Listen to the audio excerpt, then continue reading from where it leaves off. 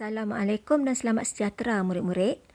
Hari ini kita akan sambung lagi perbincangan kita mengenai 3 lagi latihan yang terdapat di dalam buku aktiviti Bahasa Melayu tahun 1 jilid 2. Kita akan memfokuskan kepada 3 halaman iaitu halaman 4, 5 dan juga 6. Sekiranya murid-murid semua telah bersedia dengan alat tulis masing-masing dan juga buku aktiviti, mari kita buka halaman 4. Arahan, tulis ejaan yang betul bagi perkataan bergaris. Baiklah murid-murid, di halaman ini merupakan petikan mengenai alat muzik tradisional yang terkenal di Sabah dan juga Sarawak. Tugas murid-murid adalah untuk membaca teks dan kemudiannya murid-murid dikehendaki untuk menulis ejaan yang betul bagi setiap perkataan yang telah pun digariskan. Jom kita lakukan aktiviti ini bersama-sama. Sompoton terkenal di Sabah. Sompoton ialah alat muzik tiupan. Labu yang kering digunakan untuk membuat sompoton. Ada 8 batang buluh kecil pada sompoton. Buluh itu dilekatkan dengan gam. Baiklah murid-murid, mari kita lihat kepada perkataan yang telah digariskan. Bagaimanakah kita hendak mengeja tiupan, kering, kecil dan juga gam dengan betul? Baik murid-murid, cuba dahulu. Selepas ini kita akan bincangkan bersama-sama.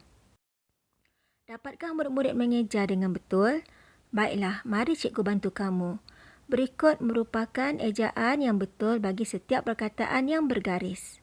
Baiklah, yang pertama, tiupan. Yang kedua, kering. Yang ketiga, kecil. Dan yang keempat, gam. Murid-murid boleh perhatikan jawapan cikgu dan bandingkan dengan jawapan murid-murid. Kemudian murid-murid bolehlah membuat pembetulan sekiranya mempunyai kesalahan. Baiklah, seterusnya kita akan melihat kepada teks yang kedua. Sape terkenal di Sarawak. Alat muzik ini bertali seperti gitar. Badannya dibuat daripada kayu. Bentuknya bujur dan panjang. Ada ukiran pada badannya. Sape dimainkan semasa tarian ngajat. Terdapat 5 perkataan bergaris yang perlu ditulis dengan ejaan yang betul. Murid-murid lakukanlah dahulu aktiviti ini. Sebentar lagi kita akan semak jawapannya.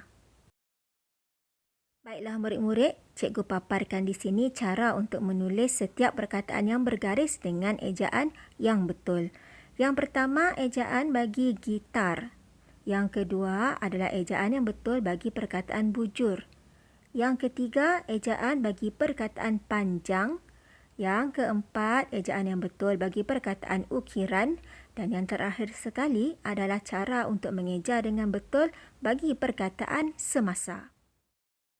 Murid-murid bolehlah menyemak jawapan murid-murid dengan jawapan cikgu. Sekiranya jawapan murid-murid sama dengan jawapan cikgu, tahniah kerana telah berjaya mengeja dengan betul dan baik. Kita telah pun menyelesaikan aktiviti yang pertama. Sekarang kita akan lakukan aktiviti yang kedua di halaman 5. Mari kita baca arahannya terlebih dahulu. Arahan, betulkan ejaan dan tulis cerita di bawah semula. Murid-murid perlu membaca cerita ini dengan teliti, kemudian mencari sekiranya terdapat perkataan yang mempunyai kesalahan ejaan dan membetulkannya. Cikgu akan membaca petikan ini dan cikgu juga akan menggariskan perkataan yang mempunyai kesalahan ejaan. Baik, mari kita lihat. Jagu melihat persembahan tarian singa. 2 orang pemuda memakai pakaian seperti singa. Seorang di hadapan dan seorang lagi di belakang. Kaki mereka seolah-olah menjadi kaki singa. Mereka menari mengikut rentak muzik. Jagu kagum melihat mereka melompat dan berguling. Jagu terhibur melihat persembahan tersebut. Berikut merupakan 6 perkataan yang telah pun dikenal pasti mempunyai kesalahan ejaan di dalam teks yang telah kita baca. Yang pertama, separti, yang sebetulnya dieja dengan seperti. Yang kedua, seulah-ulah, yang sebetulnya adalah seolah-olah. Yang ketiga, rintak. Ejaan yang betul adalah rentak. Yang keempat, kagum. ejaan yang betulnya adalah kagum. Yang kelima pula, melumpat. Ejaan yang betul bagi melompat ialah melompat. Yang keenam, berguling. Ejaan yang betul adalah berguling.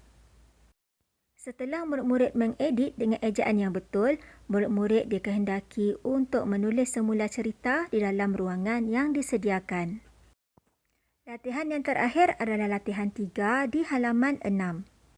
Arahan, tulis ayat dengan menggunakan perkataan berimbuhan akhiran yang betul. Murid-murid dikehendaki untuk membaca ayat, kemudian pilihlah perkataan berimbuhan akhiran yang betul dan bersesuaian dengan ayat yang telah dibaca. Bacalah soalan dengan berhati-hati dan teliti, kemudian pilihlah jawapan yang paling sesuai. Di sini cikgu sertakan bimbingan jawapan supaya dapat membantu murid-murid. Ingat ya murid-murid, sekiranya ayat ataupun soalan yang dibaca melibatkan kata nama ataupun benda, murid-murid pilihlah jawapan yang mempunyai imbuhan an. Tetapi sekiranya ia melibatkan perbuatan, murid-murid bolehlah pilih jawapan yang mempunyai imbuhan kan. Sebagai contoh, gasing menjadi mainan Azri. Mengapa mainan? Kerana gasing merupakan kata nama ataupun benda. Kita telah pun menyelesaikan 3 latihan. Tahniah kerana telah bersama-sama dengan cikgu sehingga ke akhir video. Sehingga kita bertemu dalam kelas yang berikutnya. Selamat mengulang kaji.